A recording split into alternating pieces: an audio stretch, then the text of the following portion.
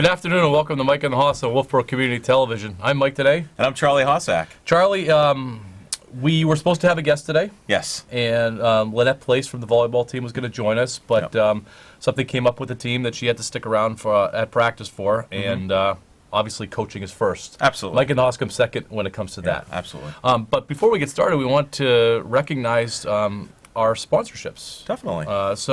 Our show is sponsored by the Downtown Grill and Morrissey's Front Porch Restaurant. So we want to thank them for help funding our show, and we look forward to eating there down the road. Definitely. Thank you very much. Okay.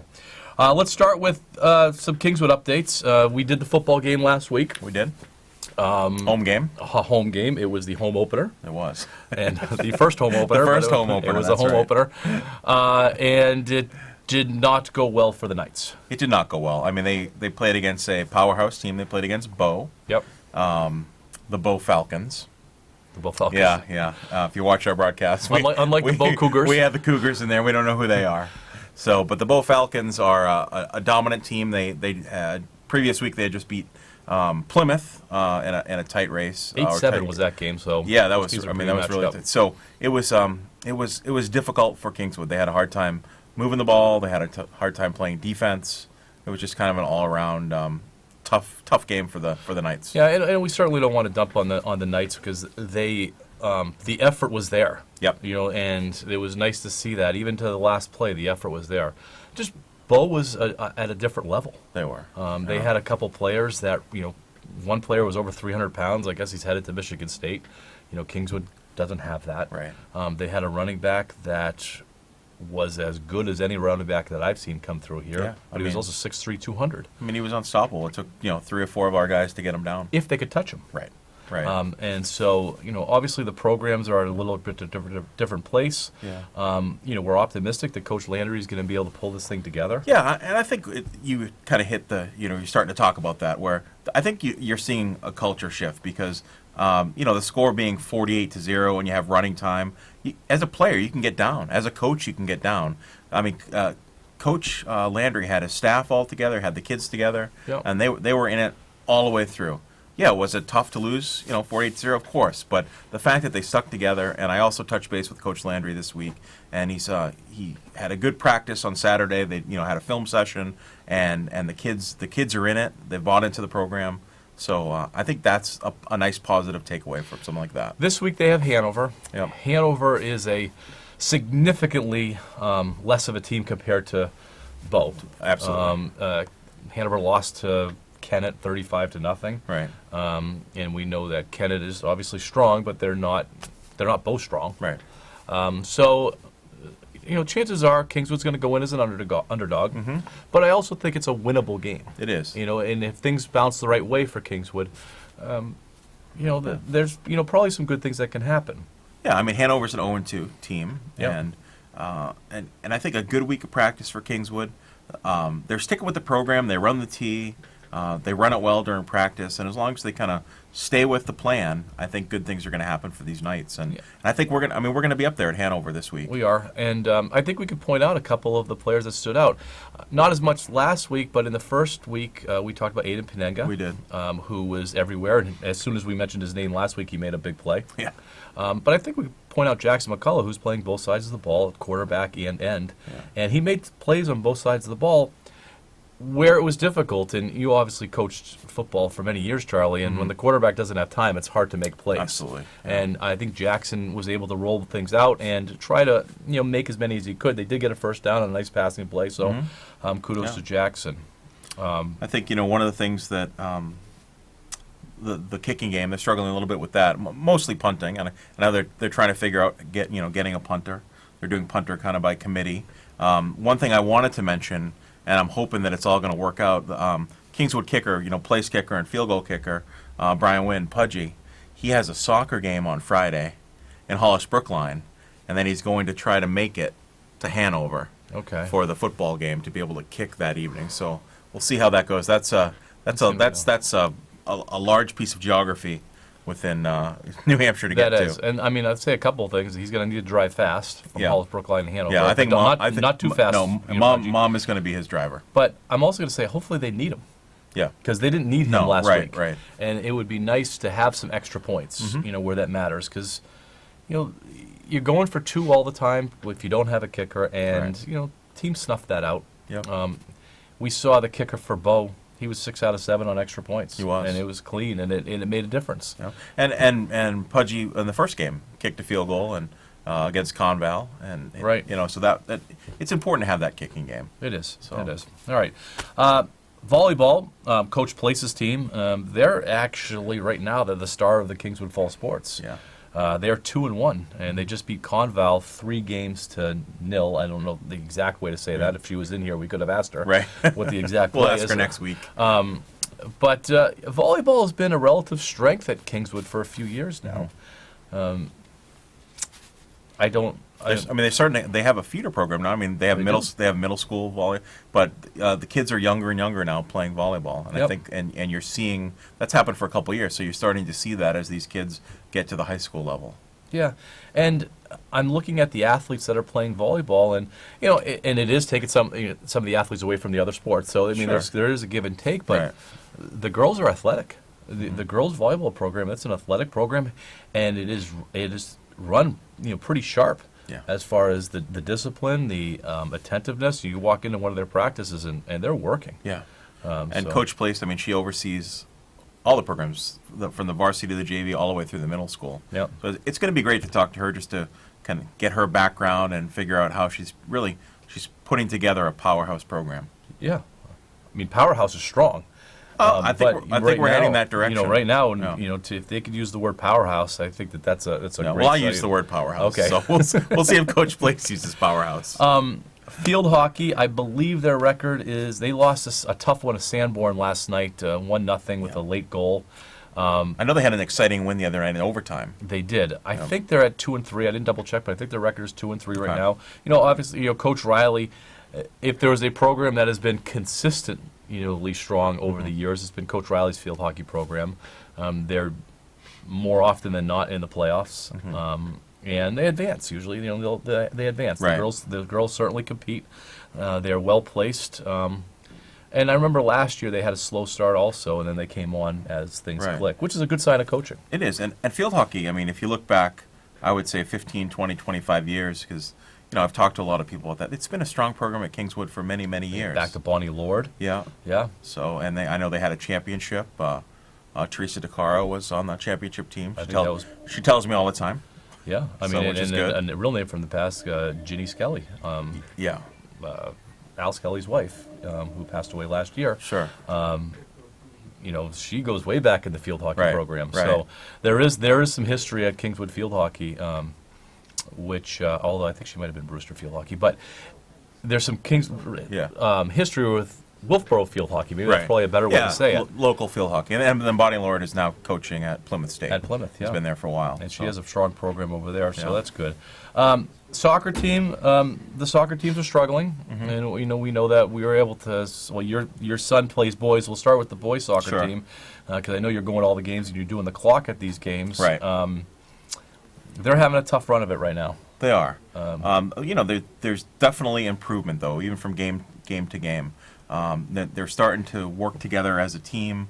Coach Nelson has been working on some real specific things in practice that, we talked a little bit after the game the other night, and he said the boys are starting to get it. They're starting to come along. So, we're at the midpoint of the season, and I think they're moving into some opponents that I think they're going to be more competitive against. Some of these teams that they played, like Merrimack Valley and stuff, these are teams that are going to be advancing well into the playoffs. Yeah, I mean, they've been playing some strong teams. Yeah. I would like to point out a few players, one of them being your son. He's a freshman. His soccer experience doesn't go way back. No. I mean, he's relatively new to soccer. I saw him make a couple nice plays. Okay. And that's a lot, for a freshman to be asked, play defense on a varsity team Right. against guys that have been playing soccer their whole life. Merrimack Valley had some strong forwards. They were did. fast, and I thought Jonathan did a nice job. James Yarling's another one I want to point out. I thought Yeah. he's playing on defense on the other side, and he also, is very strong. But in between them is Carter Morrissey. Oh, man. And Yeah. Carter's a sophomore, What a player. and he is he's that stalwart that you want on defense, Right. and he does such a good job. And I love the smack talk that he has with the other team, because there's part of soccer a little bit where there's some kids can get mouthy, and Carter gives it right back to him. Yeah. He gives it right back to him, and I think that's what Kingswood need. Kingswood does not need to get pushed around, Right. and especially when he has two freshmen on either side of him. That Carter can be the muscle inside, and he'll appreciate that I said that, the muscle. Definitely. He is the muscle. There. Yeah. But he had a real big challenge against Merrimack Valley, just their speed. Yeah. Merrimack Valley's speed up front, and they challenged Carter all night long. Yeah. I mean, and their skills there, and they truly were magicians with the ball. I was talking with somebody. I watched some of the varsity game, and what are the things that what Kingswood might be struggling lately, and they had a pretty good take on it. Is that in the southern part of the state there's soccer year-round. The accessibility to soccer year-round is so much greater than it is in Wolfeboro. And, Seacoast United has come up here and there over the years. Sure. There's been some indoor soccer programs, but that consistency that they have access to in the southern part of the state. Right. And so what Kingswood needs to do, and the Kingswood athletes need to do, they've got to figure out a way to make up for that. Yeah. And I know that Coach Nelson has started last year with the futsal program, the indoor soccer, and that's going strong. And I know that he's encouraging all the players to be part of that this off season, and continuing to have some spring and summer type soccer programs. So I think he's trying to bring some of that to the Lakes region. Yeah, and we have talked about this before in previous shows, balancing that, because we believe in kids being able to play multiple sports. Yeah, they need to. So having that off-season soccer program that doesn't necessarily impact other sports. Yeah, it can't impact the spring school sports. It can't impact the other activities that the kids are doing. And I think we kind of figured it out baseball wise, because you do some fall baseball, it's 1 day a week, and it happens to be on a Sunday, and it doesn't impact anything school wise. Right, and but they need to play those other sports. Absolutely, they need to play those other sports. There's so much research out there right now about the importance of playing other sports, using other muscles, and it decreases injuries. A lot of people say, well, it increases injury. No. But no, it decreases injury because you're building up your core and the rest of your body is stronger. And so that when you go to your main sport, your number one sport, you have these other muscles built up, and there's actually less of a chance of injury. So. And the other last thing on that, but when they interview and talk to these professional athletes, whatever sport it is, and you ask them, what did you do in high school? They all played 3 sports. Yep. So they didn't focus on, a Major League Baseball player didn't just play baseball. So here's a question for you, and we'll get to the girls' soccer team in a second. But in your opinion, when should a athlete start specializing? When should they start focusing on that one sport? I think honestly now, I think it's post-high school. I mean, I think if a kid has a particular sport, so let's say my sport is baseball, and I know that's the sport that I may want to play at the next level. Well, I can still play baseball in the fall while I'm playing soccer. I could still do some baseball in the winter while I'm playing basketball. So I think you can still play your sport, whatever your sport is, year-round, but in moderation. And when it's baseball season, it's baseball season. Yep. So I don't think you need to, even as a high school athlete, say that, this is my sport and this is all I'm going to do. No, but I do think that, and I don't disagree with you at all, that at some point, especially those top-tier athletes need to determine what their number one, their number 2, or their number 3 sport is. And then I think at some point in high school, you got to focus your training on your number 1. It's hard to train for, let's say you have a football, baseball, and hockey player, for instance. Right. It's hard to football train and then hockey train and then baseball train because it's different. Something does have to give, as far as the training goes. And I think when we talk about specialization, I think it's okay to talk about specialization when it comes to training. Yeah. That you need to start training for that, one sport where that the muscle group that you're focusing on is for that. Sure, sport. and that training's in the weight room, and sure. All right, girls soccer. Girls soccer dropped to 1-4. Yeah, we got a chance to be at the game the other day. We did, and it's similar to the boys soccer team that there's improvement. I think there's improvement, but the girls soccer team does not have a lot of girls that are playing year round. Right. They do have some, but they don't have a lot of girls that are playing year round, and I think it has an effect against teams that when they have 15 deep playing year round. Yeah. So watching the game the other day, after having Coach Kelly on the team, Yeah. I mean, on the team, on the show. I was looking at, just looking at the bench and looking at the girls, and it really seems like he was talking a lot about culture and building these programs, and the girls look like they're having fun. They look like they're improving. They're getting better. So I think he's doing a great job too. And now it's just a matter of how do we continue to build this program and then continue to get these younger kids, these athletes involved and staying involved. Yeah. That's you mentioned that volleyball has some athletes and field hockey, and it's just here's a question for you: Do we offer too many sports at Kingswood? I think that's probably a question that we should probably have Mr. House in right Sure. now for that. I think it's a really good discussion because is there a dilution of talent? Right. Where because of the amount of athletes that we have going out, and then we split them up between 5, 6 sports in the fall. Sure. I don't know exactly the number. Is it diluted? Right. It's a great question, Charlie, and I think it's. But also, I don't think necessarily. I don't foresee anything happening where we're going to start dumping sports just so we can win Yeah. state titles. No. But I do think that it's an effort, and I think a lot of the way our school district is built, we bring in kids from very far away, Effingham and Ossipee. I think we're the largest geographical district in the state. We are. And so the school does a great job as far as providing after-school transportation for these kids. Now we have a late bus, Right. To accommodate that. What I'm starting to see is that the kids, though, because they're Effingham, Ossipee, and so on, real far over there, they don't have access to the youth sports. Whereas, a Bow does, for instance, or a Sure. Manchester, because they have to travel so far. Parents work, Right. and it's completely understandable. Yeah. And so the kids get home from the bus off elementary school, and they don't, many of them don't have the opportunity to get to, something Right. because it's just too far. And I'm wondering if that's the effect that we're starting to see.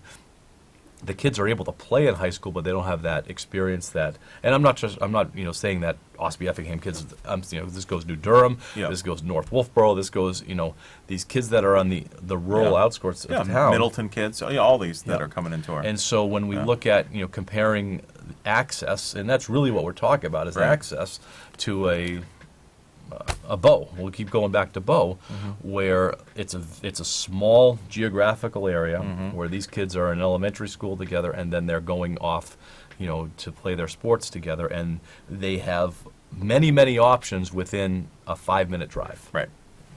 So, Yeah. and it's a competitive option. Yeah, indoor and their indoor year-round facilities and Right. all that type of stuff. All right. Yeah. I do want to get bass fishing in here at some I know, point. we really need to. Because I believe that not this Saturday, but next Saturday is the Division II championship. So maybe we could get them in for next Friday. We've got to try and work on that. Next Tuesday, next Next Tuesday. Tuesday. We've got to really try Yeah. and work on that. I still think we should do the show on the boat. I love 'Cause it. that would be good. We could I throw a love it. rod in. I and, love it. All right. Okay, so we need bass fishing, and then we know that, of course, Coach Blaze is coming. Yep, and then we still We have still got to get Coach Riley Coach here. Riley in here. Hopefully Coach Riley is going to be playoff bound, and maybe we could just skip right ahead to our playoff Yeah, preview. that'd be great.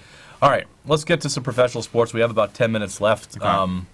We only had the Patriots on the docket tonight, and I think we have 10 minutes worth of talk for the Patriots. I think Would we you do. agree? I agree. So let's start with the game. They played Miami on Sunday. Yeah. It was Did Miami know they were playing a game? no, they did not. Miami's in tough shape. They are.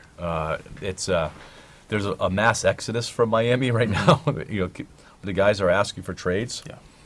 Which seems to be, and I think that we could start talking about that a little bit. That seems to be more and more happening. Jalen Ramsey from the Jaguars Yeah. asked for a trade because he had a run in with Didn't the we coach. talk? I mean, we talked about this with basketball. We had said how like the NBA is like player driven. Is the NFL becoming player driven? Yeah, I mean, we were saying that it's like Yeah. one of the sports that wasn't. and I think the Patriots are part of that problem right now. Yeah. And we'll talk about that in a second. But what impressed you the most in Miami? Not talking about players, offense, defense, special teams. Defense. I just love the defense. Yeah. It's. I mean, how many first downs did Miami have? I know. They're amazing. It was like watching a lopsided high school game. Yeah. And we've seen a few of those. We have. And Yeah. but that's what it was like. It Yeah. was Miami had no answers. Yeah. And the New England defense right now picked up from where they left off. They haven't let me get this right. They haven't let up a regular season touchdown in 4 games. Yeah. 3 or 4 games. Yeah. Going back to last year. Yeah. They have Something like not let 15 up. quarters. They or have not let up a something like- touchdown in the last 3 games, including the Super Bowl. They let up 3 points to the Rams Yeah. in the Super Bowl, 3 points to the Steelers. Those are 2 powerful offenses. Yeah. And then Miami is 0. So, I both sides of the ball impress me. I think they have so much more in the tank offensively. But I'll ask you this question before we get to more of our debate topic. Is it fool's gold right now with the Patriots? And I say this because Pittsburgh lost to Seattle at home this week. Right. Well, they're 0-2. They don't have Le'Veon Bell. They don't have Antonio Brown. Yeah. Now they don't have Ben Roethlisberger. Now they don't have Ben Roethlisberger. Yeah. So I have family that lives in the Pittsburgh area. Yeah. And they termed it as the Steelers have become a dumpster fire. they steal my word. Yeah, that's what it is. So I want to be cautious that the 2 wins that New England has, Yeah. I would not call them quality wins. Well, they weren't playing quality opponents. Right. Yeah. And now, granted, they beat them up pretty badly, but Miami, anything less than what they did, I would have been disappointed. Right, and I think we're going to have this similar conversation next week because they're playing the Jets. Who just lost their backup quarterback, including their starting quarterback. Their starting quarterback had mono. Yeah. The backup quarter, Trevor Siemian, rolled his ankle in 8 different ways last night. Did you see it? Yes. Did you see his ankle? Yeah. Yes. I just couldn't believe he walked off the field. I mean, that was horrible. So now they're down to the 3rd string quarterback, who they just signed like last week. Right. So the And Pats they're will gonna be bringing 3-0. They're like 22-point favorites. Yeah. So, but we had talked a little bit about the schedule. I mean, you're looking at the first half of the schedule. The Patriots should easily be 6-0, 7-0 before they're going to see any competition. Well, that brings the next question, though. Is it more important for a team to be battle tested during the year? Because they're not going to be battle tested until they see game 8. And then they have a small stretch where they play Kansas City, they play a few other teams, and I forget, maybe Dallas. Yeah. And then they end the season with Miami. Now Buffalo looks pretty good. Yeah.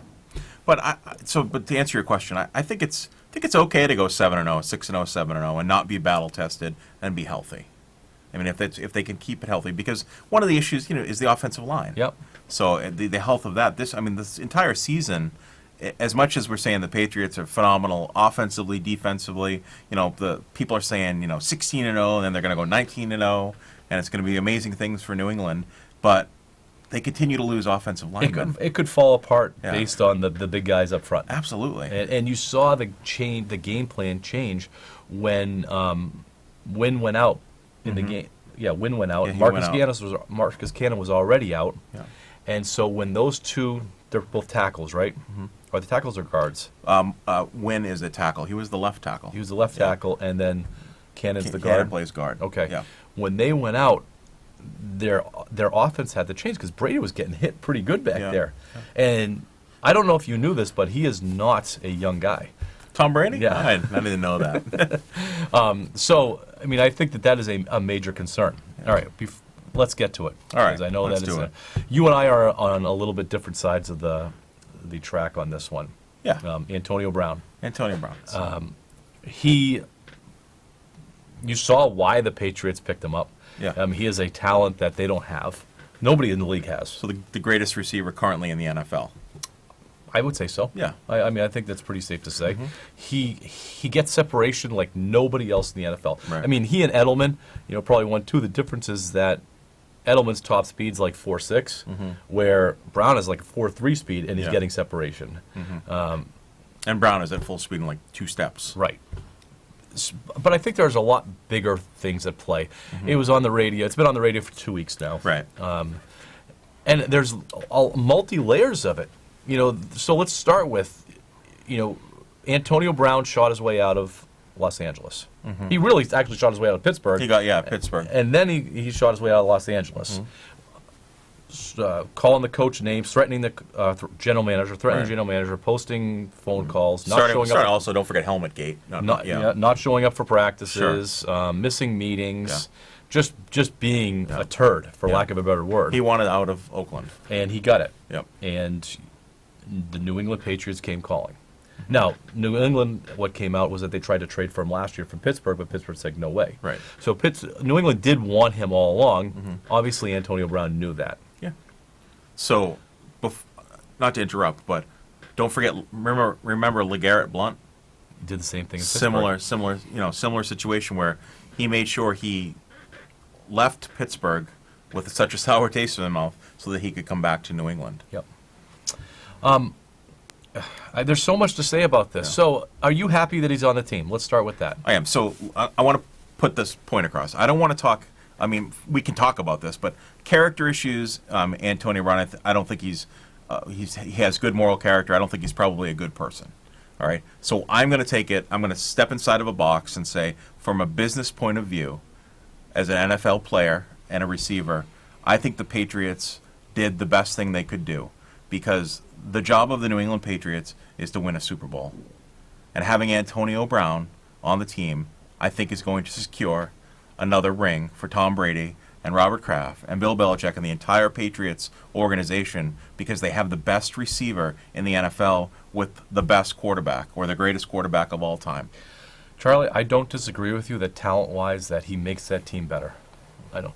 But I think, and we brought this up in baseball, that don't you want to be able to root for the guys that are in the uniform? Don't you want to? Of course you do. They're role models. You want to feel good about your team. Right.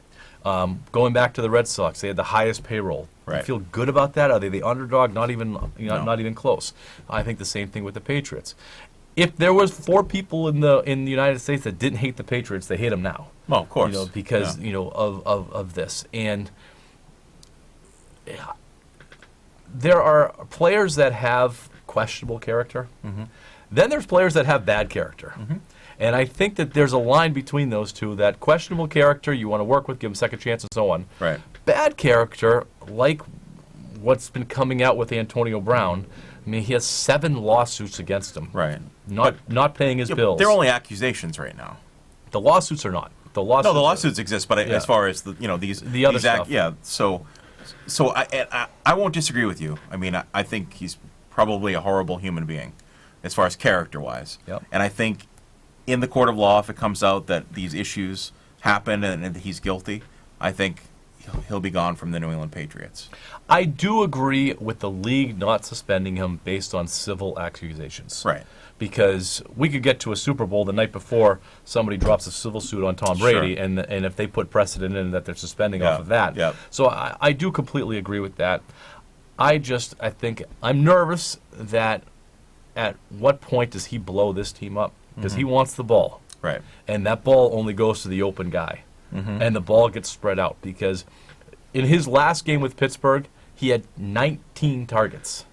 When was the last time that a Patriot had 19 targets? Yeah. In a year. Not with Tom Brady. I mean, it's really is crazy. So we're going to be talking about Antonio Brown. Yeah, we need to bring this back. But my question for you right now, how long do you think Antonio Brown is a Patriot? Does he make it through the month of September? Let's start with that. Let's go small bites. The over/under is October 1st. Yeah. Does he make it? Does he make it through? Does he make it through he'll make it through the Jets game? Yes. Okay. I'm going to say he makes it until. I'm going to say it's going to happen in the playoffs. Okay. I think that's where it's going to be, and it's going to be the worst time that it happens. My fear, and we are out of time, but my fear is that they have enough without him. And is he going to disrupt the apple cart a little bit? Is he going to throw Josh Gordon into a little bit of a tailspin? Right. And he seems to be in a very good place right now, Josh Gordon. He does. And I think Josh Gordon complements Julian Edelman and their offense. Antonio Brown takes their offense to a whole different world. Right. He does. It'll be interesting. But, there's only so many plays in a game. And we'll see. And I guess we'll see. If the Patriots defense keeps scoring, then it won't be a We don't problem even no matter play what. offense. Yeah, Okay. I agree. All right. That's going to do it for us. We're going to continue the Antonio Brown conversation. Definitely. Probably week by week this Yeah. year with him because he always seems to be in the news. But that'll do it for us. Anything else, Charlie? No. All right. Next week, Lynette Place from the girls volleyball team, and we will see you next week. Thanks for joining in. Go Knights. Go Knights.